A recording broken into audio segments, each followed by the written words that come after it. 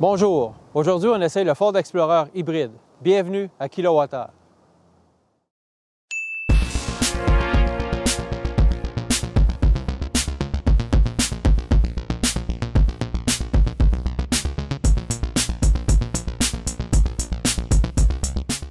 Ici Paul Robert Raymond.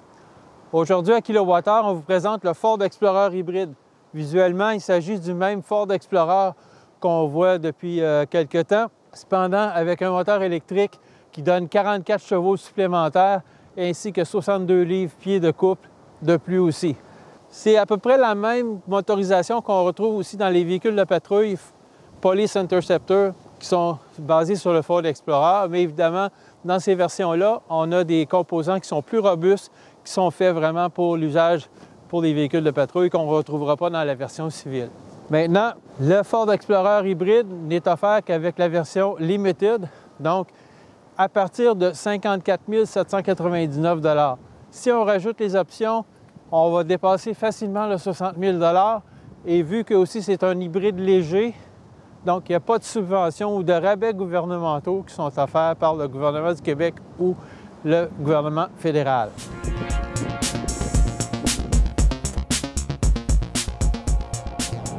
Au point de vue de la consommation, ce véhicule-là a été quelque peu décevant, je vous dirais, parce que lors d'un essai qu'on a fait l'été dernier, on a fait une moyenne de 10,4 litres au 100, ce qui est quand même beaucoup quand on parle d'un véhicule hybride. Puis si on compare sur les données, on peut dire théoriques, les données annoncées par le constructeur, on a à peine 2 litres au 100 de moins que la version à essence.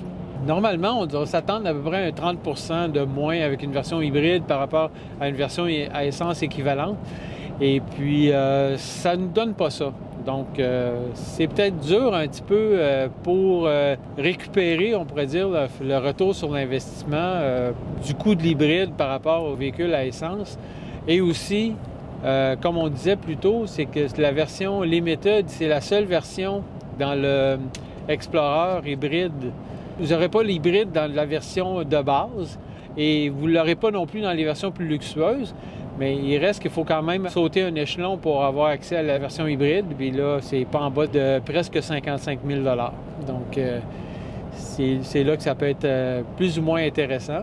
Mais l'Explorer hybride, pour sa défense, qu'on pourrait dire, a les caractéristiques qu'un vrai 4x4 peut offrir, dont, entre autres, le changement de mode de conduite, ce que vous n'avez pas dans un véhicule hybride vraiment normal. Même chose, c'est la capacité de remorquage. Ça peut remorquer jusqu'à 5000 livres, donc 2263 kg, si je me rappelle bien. Donc, c'est quand même intéressant pour ça. Très peu de véhicules hybrides peuvent avoir autant de capacité de remorquage, mais il reste que l'économie de carburant, elle est très faible si on compare à d'autres véhicules hybrides qui ont une version à essence. Donc, c'est vraiment pas la même chose. En conclusion, le Ford Explorer hybride est un petit peu décevant au point de vue de la consommation. L'économie de carburant n'est pas vraiment au rendez-vous. Il y a quand même les avantages d'un gros 4x4 classique, mais ça s'arrête là. La question qui tue, c'est est-ce qu'il va y avoir une version hybride rechargeable? Bien, chez Ford, on nous répond c'est pas dans les plans et il n'y a pas vraiment d'horizon pour lancer ça ici en Amérique du Nord. Cependant, en Europe, il existe déjà, qui, paraîtrait-il, fait à peu près une quarantaine de kilomètres en mode électrique. Donc, ce serait peut-être intéressant de voir ça. On l'espère que ça va venir ici. Nous espérons que cette capsule-là, aujourd'hui, vous a plu. Donc, on vous donne rendez-vous pour la prochaine capsule Kilowattheure. Merci beaucoup.